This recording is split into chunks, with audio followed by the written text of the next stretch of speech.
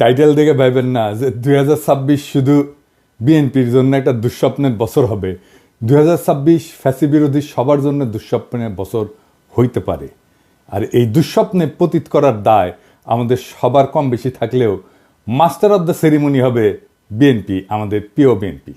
কেন সেটা আলাপ করে নিই। আমি কয়েকদিন আগে একটা ভিডিও করেছিলাম যে বিএনপির কেরা উঠিছে, সেখানে আমি বলছি যে বিএনপি কেন এত নির্বাচন করে। আর সালাউদ্দিন সাহেব কইছে নির্বাচন দেরি করার পিছনে যুক্তিটা কি সেটা দিতে হবে। আমি কইছিলাম যুক্তিটা আমি দেব। তো ক্যারা উঠলে বুঝছেন তো কোন ক্যারা, ওইটাই। ওই ক্যারাতে মানুষ যেমন উত্তেজিত হয়ে যায়, তেমন বিএনপি 2025 সালে খুব উত্তেজিত হয়ে উঠছে। এই উত্তেজনার স্বপ্ন দোষ হবে 2026 সালে। আমি বানাইয়া কিছু বলতেছি না। বিএনপি মানে জিয়াউর রহমানের আদর্শের বিএনপি আমার খুব পছন্দের দল। আর হাসিনার ফ্যাসিস্ট আগ্রাসন থেকে সবচেয়ে বেশি মাইর খেয়া কিচ্ছু করতে না পারার দল হইল বিএনপি। এরা মার খেয়েছে ছাত্রদের কারণে, আজকে তাদের জীবন বাঁচাইতে পারছে। দেখেন রিজভী ভাই কি বলে। ভেঙে বিশেষ করে স্কুল কলেজের মাসুম বাচ্চারা নিজেদের জীবন দিয়ে রক্ত ঝরিয়ে আমাদের কাছকে মুক্ত করেছে, গোটা জাতিকে মুক্ত করেছে। আমি আজকে সেই সমস্ত মাসুম বাচ্চা, স্কুল কলেজের সে সমস্ত ছাত্র ছাত্রীদের যাদের শহীদী আত্মত্যাগের মধ্যে দিয়ে আজকে গোটা জাতি মুক্তি লাভ করেছে এক ভয়ঙ্কর ফ্যাসিবাদ থেকে, সেই সব শহীদদের প্রতি আমার গভীর শ্রদ্ধা জানাচ্ছি। আমি শ্রদ্ধা জানাচ্ছি যারা পঙ্গুত্ব বরণ করেছে, যাদের চোখ চলে গেছে, যাদের পা চলে গেছে, আমি তাদের প্রতিও শ্রদ্ধা জ্ঞাপন করছি। আর পাশাপাশি আমি এটুকু বলতে চাই, সারা বাংলাদেশের আজকে গণতন্ত্রের যে বিজয় হয়েছে, এইটা আমাদেরকে, এই উল্লাসকে আমাদেরকে সংহত করতে হবে। আর যখন হাসিনা ছাত্রদের হাতে জয় বাংলা হইল, তখন বাইর হইয়া বাঘের মতো গর্জন করা এই দলের নাম হইতেছে বিএনপি। যারা এদের জীবন বাঁচাইলো, যাদের জন্য খালেদা জিয়া আজকে তার ছেলের বাসায়, যাদের আত্মত্যাগে আজকে বিএনপির নেতাদের এত লম্ফজম্প, তারাই নাকি আবার আন্দোলনের মূল মাস্টার মাইন্ড। বাংলাদেশের মানুষকে 16 বছর ফ্যাসিবাদের থেকে বাঁচানোর কি করছে বিএনপি? বাঁচাইতে পারছে? 1/11 ঘটানো বন্ধ করতে পারছে? তখন তো ক্ষমতায় বিএনপি জামাত পারেনি।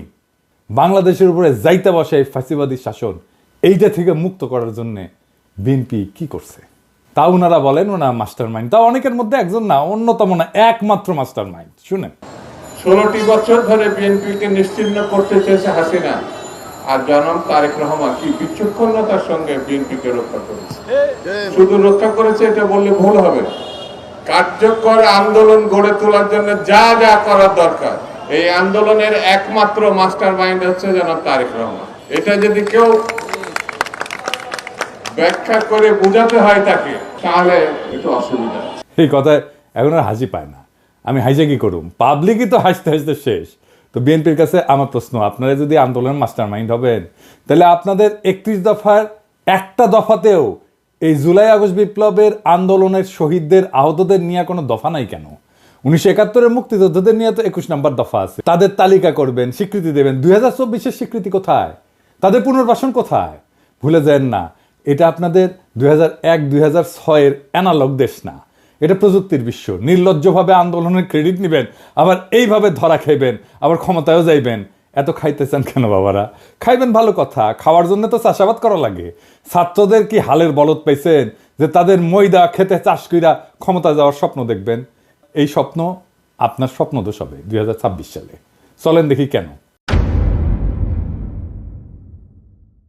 2026 বাংলাদেশের জন্য খুবই জটিল, খুবই কঠিন, খুবই অনিশ্চিত একটা বছর হবে।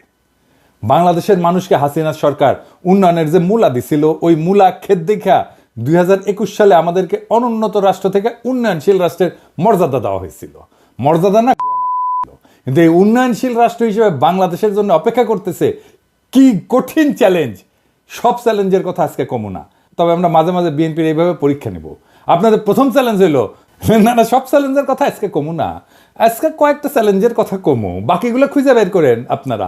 আপনারা তো বহুত বুঝেন, সবার থেকে বেশি বুঝেন। আমাদের প্রথম চ্যালেঞ্জ হইলো 2026 সাল থেকে আমরা ইউরোপিয়ান বাজারে জিএসপি প্লাস পাবো না। জিএসপি হইলো সেই মেকানিজম যেটা দিয়ে ইউরোপিয়ান বাজারে আমাদের পণ্যের, বিশেষ করে গার্মেন্টসের শুল্কমুক্ত প্রবেশ নিশ্চিত করা হয়। এর মধ্যে অন্যতম হইল তৈরি পোশাক শিল্প। 2026 সালে জিএসপি প্লাস পাওয়ার অন্যতম শর্ত হইল সুশাসন, কলকারখানার শ্রমিকদের অধিকার নিশ্চিত করা। সুশাসনের কথা কইলাম না, ওইটা আপনারা কেমন পারবেন সেটা 2001-2006 সালের কথা মনে আছে, কিন্তু কলকারখানার শ্রমিকদের অধিকার নিশ্চিত করতে আপনারা যে পরিকল্পনা দরকার সেটা আপনাদের নাই। কেন জানেন? আপনারা হইলেন ব্যবসায়ী আর বুর্জাদের নিয়ে তৈরি দল। গরিব মানুষরা রক্ত দেয় আর বড় লোকরা মাখন খায়। আপনাদের যারা জনগণের সাথে সম্পৃক্ত ছিল তাদের কি অবস্থা আমি একটু পরে দেখাবো। হ্যাঁ, কি অবস্থা, বের করে দেন, নয়তো মেরে ফেলে, পিঠে মরে যায়, বনে বাজারে ঘুমায় বেড়ায়।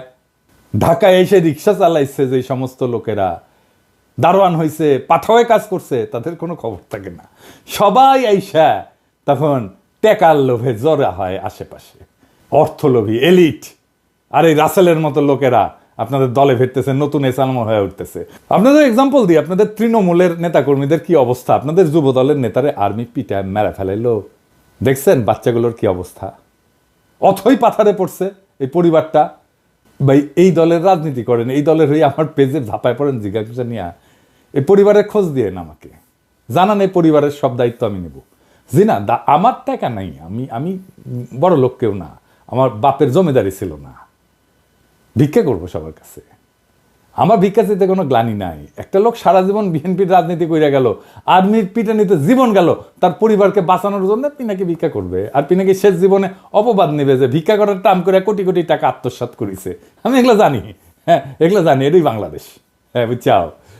যাই হোক, আমার খোঁজ দিয়েন, এই পরিবারের দেখভাল করার দায়িত্ব যেন আমাকে দেন খোদা তাআলা, এই তৌফিক যেন দেন, ওনার পরিচয়টা দিয়েন, আমার সাথে যোগাযোগ করাই দিন। এই বিএনপিতে অলিগার ভিড়তেছে না, এদের টাকা কামানোর একমাত্র উপায় হইল শ্রমজীবী মানুষের শোষণ। এরা তো শ্রমিকদের বেতন দিবে না, কলকারখানায় উন্নত কাজের পরিবেশ তৈরি করবে না, কারণ এইগুলা করলে তো টাকা কামাবে কেমনে। তাই আমরা বিএনপির ক্ষমতায় আসলে জিএসপি প্লাস পাবো না, লিখে রাখেন। আর আমরা ইউরোপিয়ান বাজারে আমাদের যে অ্যাডভান্টেজ ছিল, পণ্যের যে অ্যাডভান্টেজ ছিল, আমরা যে দাম দিতে পারতাম সেটা আমরা দিতে পারবো না, সেটা হারাবো, লিখে রাখেন। আর একটা চ্যালেঞ্জ হলো 2026 সাল থেকে আমাদের উপর আন্তর্জাতিক কপিরাইট আইনের প্রয়োগ শুরু হবে। এর মানে কি জানেন? সব কিছুরই কপিরাইট আছে, বুঝছাও, সব কিছুর। ওই কপিরাইটে ফ্রি দিতে হয়। বইয়ের যেমন কপিরাইট থাকে, আমি অবশ্য বইয়ের কপিরাইটের ফি পাই না, আমি কপিরাইট ছেড়ে দিচ্ছি। সেজন্য দেখেছেন না মেলা বই আবার ছাপা হয়ে খালি বিক্রি হয়, কিন্তু এটা পয়সাকালে আমি পাই না। এইরকম কপিরাইট আছে পৃথিবীর সব জিনিসের উপরে, ওষুধের উপরে আছে। এই কপিরাইটের যখন প্রয়োগ শুরু হবে তখন ওষুধের কপিরাইটের ফি আমরা এখন দেই না, সেজন্য আমাদের দেশে ওষুধের দাম কম। এই কপিরাইট আইন প্রয়োগ শুরু হলে প্রথম ভিকটিম হবে আমাদের ওষুধ শিল্প। আজকে গরিব মানুষ যে ওষুধ 10 টাকা দিয়ে কিনে খেতেছে, তার দাম হবে 500 টাকা। আমাদের তখন ওষুধ উদ্ভাবনের যে সূত্র, তার জন্য রয়্যালটি দিতে হবে, কপিরাইট ফি দিতে হবে। অলরেডি আসন্ন দাম বাড়ার সাথে মানুষের অভ্যাস তৈরি করে নেওয়ার জন্য আইএমএফ ওষুধের দাম বাড়ানোর জন্য পরামর্শ দিছিল এবং ভ্যাট প্রয়োগ করছিল। আমরা দাবরানি দিছি, সরকার তাৎক্ষণিক সিদ্ধান্তে বাতিল করছে। আমরা ধন্যবাদ জানাই। অবশ্যই এইরকম জনমুখী সিদ্ধান্ত বিএনপি নিতে পারবে না, কারণ তাদের তো ব্যবসায়ী ক্লাবকে টাকা কামানোর ধান্দা করে দিতে হবে। অর্থাৎ বিএনপি ক্ষমতা আসলে 2026 সালে ওষুধ রপ্তানি বাদ দেন, দেশের মানুষকে কম দামে বা এখনকার দামে ওষুধ সরবরাহ করতে পারবেন না আপনারা। দেখেন আব্দুল মুক্তাদির কি বলেন, উনি ইনসেপ্টা কোম্পানির মালিক, আমার কালে বস ছিলেন ক্ষুদ্রকালে। 26-এর পরে আমাদের দেশে আর প্যাটেন্টেড ওষুধ তৈরি করতে পারবো না। সেগুলির জন্য আমাদেরকে রয়্যালটি দিতে হবে এবং অনেক ওষুধের দামই এমন হতে পারে, যেমন একটা এক্সাম্পল দেই আপনাদেরকে। আপনারা যদি হেপাটাইটিস সি এর আমরা যে ওষুধটা বাংলাদেশে তৈরি করি সেটার দাম হলো মাত্র $6, আর সেটা বাইরে বিক্রি হয় $1000 একটি ট্যাবলেটে। তাহলে আমরা যেটা $6 বাংলাদেশে দিচ্ছি, ওটা $1000 তো মানুষ খেতে পারবে না, এবং একটা ট্রিটমেন্ট হলো 87টা ট্যাবলেট খেতে হয় একবারে। তো বাংলাদেশের কোন লোক হেপাটাইটিস সি হলে পারে $87,000 দিয়ে এটা খেতে পারবে? দেখেছেন কি ধাইয়া আসতেছে। এরপরের চ্যালেঞ্জ হইল বিদেশিরা আমাদের যে সহজ শর্তে ঋণ দেয় সেটা বন্ধ হয়ে যাবে। আমাদের তখন উন্নয়ন বাজেটের ঘাটতি মোকাবেলা করতে বাণিজ্যিক হারে বৈদেশিক ঋণ নিতে হবে। তাইলে বুঝতে পারতেছেন, সুদ দিয়া ঋণ নিতে হবে। ওই টাকাটা আমরা কেমনে পাবো? ওই টাকাটা উপার্জন করবো কত? উপার্জন করে তো সুদ শোধ দিতে হবে। আভ্যন্তরীণ অর্থনৈতিক সক্ষমতা তৈরি করে তারপরে ওই সুদটা শোধ দিতে হবে। এটা কেমনে করবেন আপনারা জানেন? আপনাদের কাউরে তো কোনোদিন এইসব নিয়ে কথা কইতে দেখি না। এইসব ফাও মজা করার দিন শেষ। বিএনপির যারা ভাবতেছেন যে ক্ষমতা এসে 16 বছরে ক্ষুধা মিটাবেন, তাদের জন্য এক বালতি সমবেদনা রইল। এইরকম প্রস্তুতি নিয়ে ক্ষমতা আসলে পাবলিক টাইনে নামায় দিবে যদি দায়িত্ব নিতে না জানেন। 4 নম্বর হইতেছে আমেরিকান সাহায্য বন্ধ হয়ে গেছে সারা দুনিয়ায়। আমাদের তৃতীয় সাহায্যদাতা দেশ ছিল আমেরিকা এই ট্রাম্প আসার পরে। 1 আর 2 নম্বর হইতেছে জাপান আর ইংল্যান্ড। 2022 সালে কত টাকা দিছিল আমেরিকা তারা জানেন? আমেরিকা, শুধু আমেরিকা $32 বিলিয়ন। এই টাকাটা হাওয়া হয়ে যাবে, কই পাবেন সেটা? $32 বিলিয়ন তো লাগবে, তাহলে কেমনে সামাল দেবেন? কোত্থেকে পাবেন? আমাদের পাশা ঢাকতে সামনে উদাম হয়, আর সামনে ঢাকতে পাশা উদাম হয়। পারবেন এই টাকার বিকল্প যোগান দিতে? পারবেন না ভাই। দেখেছেন তো IMF $4-5 বিলিয়ন দিতে কিরকম প্যারাপ্যারি করে। $32 বিলিয়ন কোটি থেকে পাবেন। তবে এইসব চ্যালেঞ্জের সমাধান আমাদের জানা আছে, কারণ আমরা গত 10 বছর যখন হাসিনারে খেদানোর আন্দোলন করেছি, তখন আমরা এটা নিয়ে কাজ করে রাখছি, ঠিক করে রাখছি। হাসিনা জয় বাংলা হইলে আমাদের কি কি করা লাগবে, এই সংকট মোকাবেলা করার জন্য কি কি করা লাগবে, সেটা আমাদের প্ল্যান করা আছে। তার প্রথম পদক্ষেপই ছিল প্রফেসর ইউনূসের মতো বিশ্ববরণ্য ব্যক্তিকে প্রধান উপদেষ্টা পদে বসানো। আলহামদুলিল্লাহ আমরা এটা পারছি, উনি রাজি হয়েছেন। তিনি এমন একজন মানুষ যার আন্তর্জাতিক খ্যাতির কথা বিবেচনা করে বিশ্ব নেতারা আমাদের অভূতপূর্ব সুযোগ দেবেন এবং দিতেছেন। ট্রাম্প সব সাহায্য বন্ধ করে দিলেও রোহিঙ্গা ক্যাম্পে সাহায্য বন্ধ করে নাই। কাদের কারণে? আমাদের সরকারের কারণে, প্রফেসর ইউনূসের কারণে।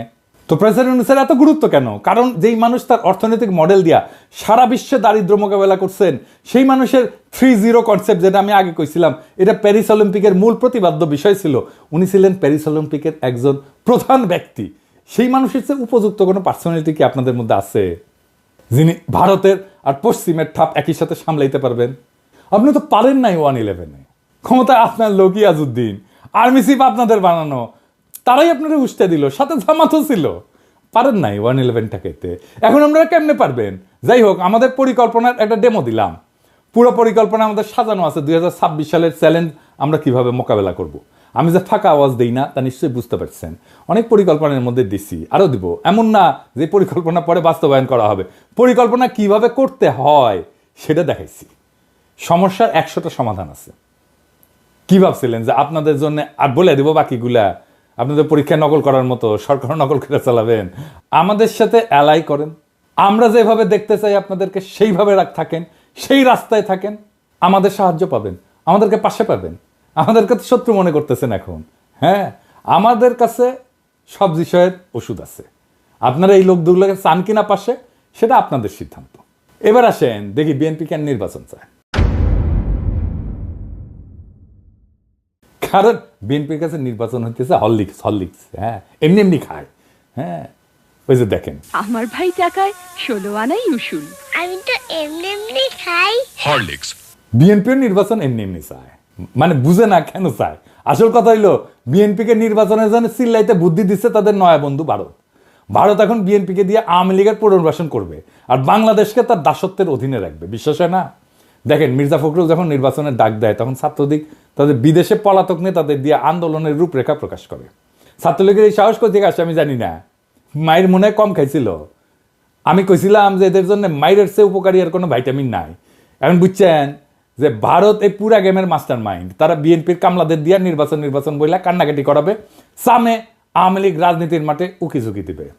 আওয়ামী লীগ ঘোষিত কর্মসূচিগুলো পালন করতে গেলে আমার ক্ষুদ্র ভ্রাতা ভগিনীরাই যথেষ্ট। যেই মায়ের 5ই আগস্টের পরে 19 সালের দিকে তাকায় দিতে পারি নাই, সে পাওনা শোধ করিয়া দিতে হবে। আর বিএনপিরে কইতেছি, ভারত আওয়ামী লীগের সাথে যে বাসর করতেছে, ওইখানে আপনারা কাবাব মে হাড্ডি, ওইখানে আপনাদের কোনো জায়গা নাই। মজা শেষে ফেলা দেবে কন্ডমের মতো। এই যে দেখেন, শ্যামা ওবায়দ আদানির জন্য ওকালতি করে। দেখেছেন, শ্যামা কি জ্বালানি মন্ত্রী, আদানি ভারতের এক দুর্বৃত্ত অলিগার্ক, সারা দুনিয়াতে ঘৃণ্য, মোদির ক্যাশিয়ার। তার সাথে বিএনপি নেতার লতকালতকি দেখেন। এখন মানুষে ক্ষমতায় গেলে দেশ বেচে, এরা ক্ষমতায় যাওয়ার আগেই দেশ বেচে দিছে আদানির কাছে, দেশ বেচে ছাড়া। এই বিএনপিরে ভারত এখন ক্ষমতার লজেনচুস দেখাচ্ছে, বুঝছাও? ক্ষমতার লজেনচুস দেখা বিএনপি ওই ক্ষমতার মূলার পিছে যাচ্ছে। তারপরে ওই লজেনচুসের আমও যাবে, সাথে সালাও যাবে। কেমনে বিএনপিকে ভারত ফেলাই দেবে ক্ষমতা দেখে শুনবেন, প্ল্যানিং শুনবেন, শুনেন আমার কাছে। ভারত জানে 2026-এর চ্যালেঞ্জ মোকাবেলা করা বিএনপির পক্ষে সম্ভব না। এটা আমার মতো মূর্খ মানুষ বুঝলে ভারত তো অনেক আগে থেকে জেনে আছে। যখন বিএনপি দেশের অর্থনীতি নিয়ে ঝামেলায় পড়বে, তখনই শুরু হবে বিক্ষোভ আন্দোলন। এই আন্দোলন হবে একেবারে তৃণমূল থেকে। মানুষ খাইতে পারবে না তো, চাকরি থাকবে না তো, মানুষ দলে দলে রাস্তায় নেমে আসবে তো। লগি বৈঠা নিয়ে আওয়ামী লীগ কি তাণ্ডব করেছিল মনে আছে না? এখন যে পুলিশ আছে, পুলিশে পুরো তো হাসিনা। পুলিশ চুপ করে দাঁড়িয়ে থাকবে। 1-11-এর টাইমে যেমন আসিল ওই মির্জাফরের সেনাবাহিনীর মতো। ছাত্রলীগ যুবলীগ গর্ত থেকে উঠায় আন্দোলনে জয়েন দেবে, আর আমার হাসিও চুপ কইরা ঢুকে পড়বে। আন্তর্জাতিক চাপের কাছে তখন নত জানো বিএনপি। দেশীয় আন্দোলনে দিশেহারা বিএনপি তখন আওয়ামী লীগের সাথে আতত করে পলাবে, আওয়ামী লীগ যেমন পলাইছিল।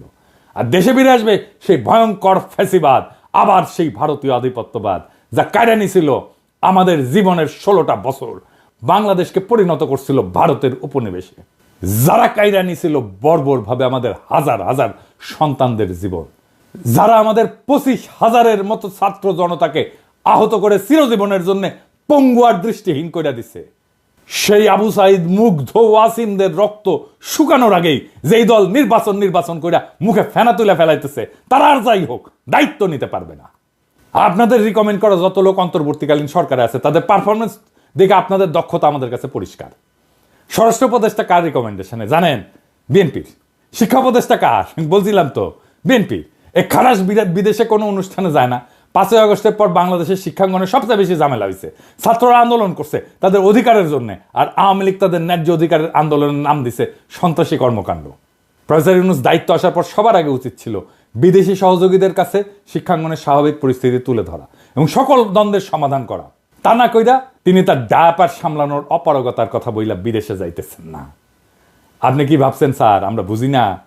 আপনাদের বিএনপির পরামর্শে আসছেন।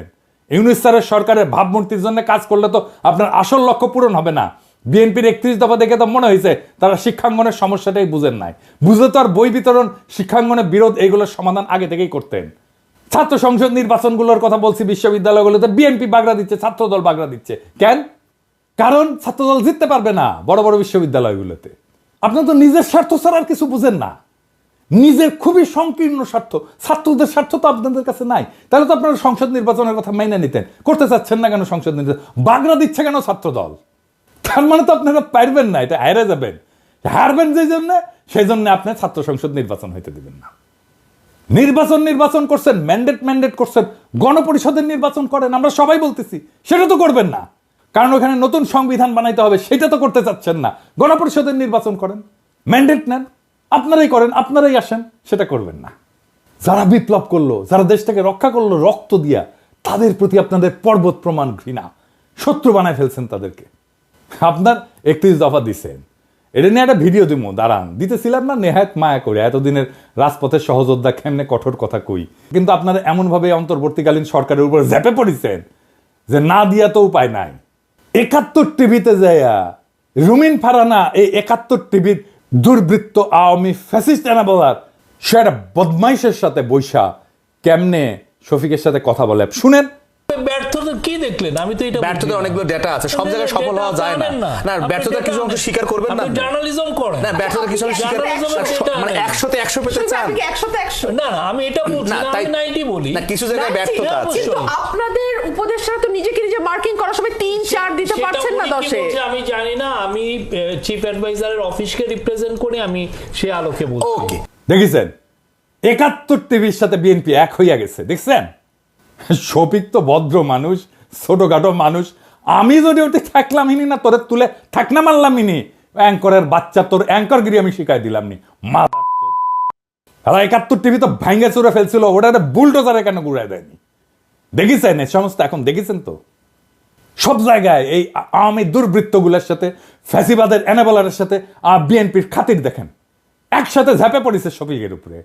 জনতারে চেতায়েন না, আপনাদের কিন্তু ভারতেও জায়গা হবে না, মনে রেখেন কথাটা। অবশ্য আপনাদের মধ্যে রয়্যাল এজেন্ট যারা আছে তাদের জায়গা দিতে পারে। আলতাফ সাহেব তো বলছে বিএনপির মধ্যে রয়্যাল লোক আছে, জানেন তো? দেখেন ওই কি বলছেন।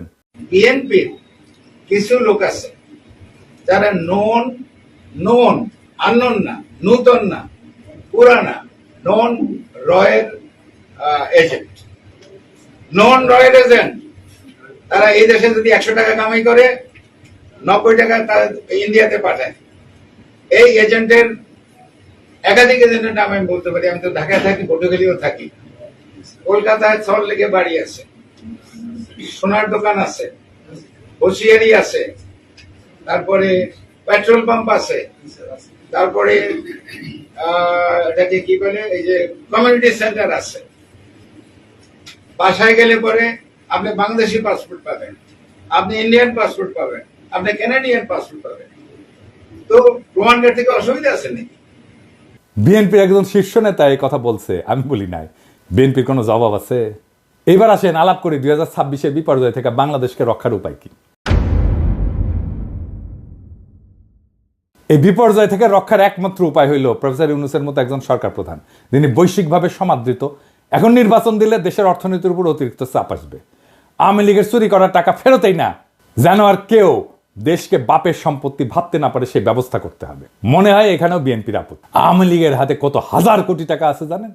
নির্বাচন আসলে ওই টাকা মাঠে আসবে, তখন মাঠে আসবে প্রার্থী কেনার জন্য, ভোট কেনার জন্য। 2026-এর চ্যালেঞ্জ মোকাবেলার জন্য প্রফেসর ইউনূস অনেক দক্ষ টেকনিক্যাল এক্সপার্ট নিয়ে আসছে। রিভার্স ব্রেন ড্রেনের মাধ্যমে আরো লোক আনার কাজ চলতেছে। এদেরকে দেশ পুনর্গঠনের সুযোগ দিতে হবে। আপনারা জানেন কত স্কলার ফিরে আসছে সরকারের সাথে কাজ করার জন্য। সোয়াসের মুস্তাক ভাই আসছে, ইকোনমিস্ট আনিস ভাই আসছে, বিদায় আশিক আসছে, খলিল ভাই আসছে, আরো কত নাম কমো প্রত্যেকে কাজ করতেছে এই ধ্বংস হয়ে যাওয়া দেশটাকে আবার ঠিকঠাক করতে। জুলাই গণহত্যার বিচার শেষ করতে হবে। আপনারা 31 দফায় যেহেতু এগুলো রাখেন নাই, তাই আপনাদের উপরে আমাদের কোনো ভরসা নাই। আগামীর যুগ জেনারেটিভ এআই এর যুগ। আমাদের তথ্য প্রযুক্তি খাতে অনেক দক্ষ লোক দরকার। হাসিনার চুরির অত্যাচারে এমন দক্ষ যত লোক দেশ থেকে চলে গেছে, তাদেরকে আবার আমরা ফিরে আনবো। বাংলাদেশের তরুণ ইমরান, যে স্ন্যাপচ্যাটের মতো কোম্পানির সিও, ওইরকম অনেক লোক আমরা দেশে আনার কাজ শুরু করব। তাদের মাধ্যমে গড়ে তুলবো আমাদের পোস্ট জুলাই রিকভারি ফোর্স, যারা দেশের পুনর্গঠনে কাজ করবে। আর তরুণদের নেতৃত্বে হবে সংস্কার। দেশে একটা অন্য গতি আসবে। সাধারণ মানুষ থেকে শুরু কইরা বিনিয়োগকারী পর্যন্ত সবাই প্রফেসর ইউনূসের উপর আস্থা রাখে, এবং তখন সেই আস্থা আরো দ্বিগুণ হবে। প্রফেসর ইউনূস নিজেই একটা বিশাল ব্র্যান্ড। আমরা ওনারে মুক্তে পাইছি, ওনার কাছ থেকে আমাদের সবটা নিতে হবে। উনি যা দিতে পারেন। আমরা অনেক দিন পরে এমন একজন রাষ্ট্রপ্রধান পাইছি যারা নিয়ে আমরা গর্ব করতে পারি। ওনার নেতৃত্বে আমরা দেশের হারানো অর্থনৈতিক সক্ষমতা ফিরে না আসা পর্যন্ত উনারে হারাইতে চাই না। ওনার সরকারের অনেক দুর্বলতা আছে, কিন্তু প্রফেসর ইউনূস একাই 100। ওনারে শান্তি মতো কাজ করতে দেন। আমরা আগায় যাব দুর্বার গতিতে। তবে ইউনূস স্যারকে আপনাদের অনুরোধ, দয়া করে যোগ্য, উদ্যমী, আধুনিক, বিশ্ব সম্পর্কে ধারণা আছে এমন তরুণ লোকদের নেন আপনার সরকারে। বুড়া খাটাসগুলোকে বাদ দেন মেহরবানি কইয়া। আর বিএনপি এই জন্যই কথা বলার সুযোগ পাচ্ছে, এই জন্য নির্বাচন করে তর পাচ্ছে। বিএনপি নেতাদের জন্য আমার একটাই মেসেজ, আমি যে চ্যালেঞ্জগুলোর কথা বলছি, সংস্কারের কথা বলছি, 31 দফায় জুলাই অভ্যুত্থানের কথা না থাকার কথা বলছি, এগুলোর উত্তর দিয়ে দয়া করে নির্বাচনের কথা বলবেন। সক্ষমতা না দেখা আমরা আর কাউরে ভোট দিব না। কিভাবে আপনারা সরকার চালাবেন, কিভাবে মানুষকে অর্থনৈতিক মুক্তি দিবেন, কিভাবে উন্নয়নশীল দেশের চ্যালেঞ্জ মোকাবেলা করবেন, কিভাবে জুলাইয়ের আহত আর শহীদদের সম্মান জানাবেন, তা পূর্ণ রূপরেখা আকারে প্রকাশ করেন। জাতির কাছে আপনাদের প্রতিশ্রুতি দেন। আমরা তখন বিবেচনা করব আপনারা নির্বাচন করার যোগ্য হইছেন নাকি হন নাই। তার আগে নির্বাচন করলে আমাদের প্রতিবাদ চলবে। আর আমরা কিন্তু না যাই না কথা বলি না, তথ্য প্রমাণ নিয়ে কথা বলি। আমরা যদি কথা বলা শুরু করি, আমাদের বিরোধী বানায়েন না, আমাদের শত্রু বানায়েন না, আপনাদেরই ক্ষতি। জনগণ আর মার্কা দেখা ভোট দেবে না, মানুষকে বলদ ভাইবেন না। জনগণ ভোট দেবে যোগ্য এবং দক্ষ প্রার্থীকে। ভোটের আগের হিসাব আর চলবে না, টাকা দিয়া ভোট কেনা যাবে না। আপনাকে আপনার দলের অবস্থা একটু বলি, হ্যাঁ, কিছু মনে কইদেন না, পার্সোনালি নিয়েন না, কারণ এগুলো কেউ বলবে না, এই বান্দাই বলবে একমাত্র।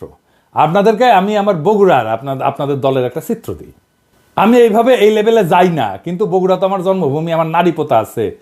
আর বগুড়া হইতেছে সেই বগুড়া, যেই বগুড়া বিএনপির পুণ্যভূমি, জিয়াউর রহমানের জন্মস্থান। তো বগুড়া তো বিএনপির জন্য পুণ্যভূমি হওয়ার কথা, তাই না? এখানে মডেল বিএনপি থাকবে, এখানে বিএনপির জেলা কমিটি হবে একটা মডেল কমিটি, যা সারা বাংলাদেশের মানুষ দেখবে আর বলবে, ওয়াও কি চমৎকার কমিটি, কি সুন্দর কমিটি। এইখানে তো বিএনপির কিছু দরকার নাই, এখানে তো এমনি মানুষ বিএনপি করে রে ভাই। এইখানে তো বিএনপির মাস্তান পালার দরকার নাই, এখানে তো ম্যানেজ করার দরকার নাই, এখানে তো মাফিয়া পালার দরকার নাই। এমনি বগুড়ার মানুষ বিএনপি করে, বগুড়া মানুষের নিঃশ্বাসে বিএনপি। হ্যাঁ, এইখানে আপনি নেতা কি দিচ্ছেন আমরা দেখি। হ্যাঁ, নেতা কি দিচ্ছেন? রেজাউল করিম বাদশা, বগুড়া জেলা বিএনপির বর্তমান সভাপতি, সাবেক বগুড়া পৌরসভার মেয়র।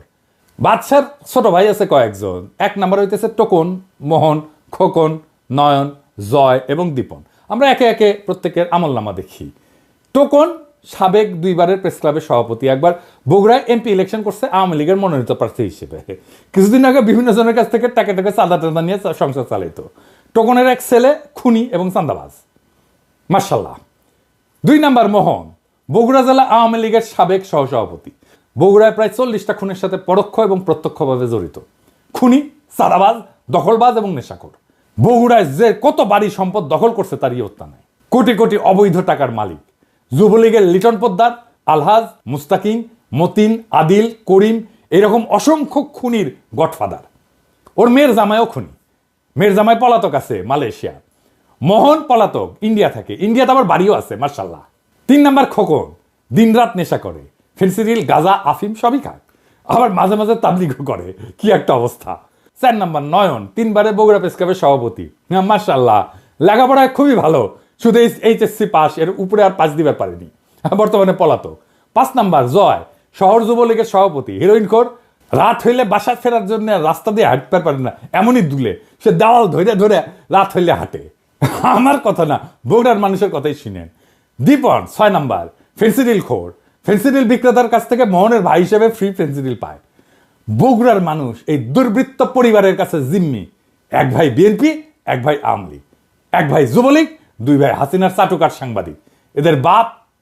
এদের বাপের নাম আলম দারোগা।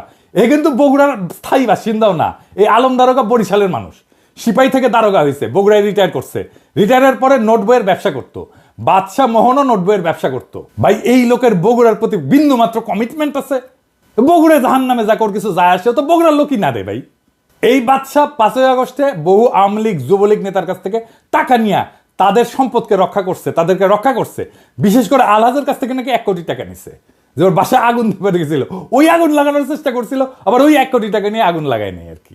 বিএনপির নতুন নেতা দেন, এই লোক বিএনপির নেতা থাকলে বিএনপিকে আমাদের বলতে হবে কেন এই লোক বিএনপির জন্য বগুড়াতে অপরিহার্য।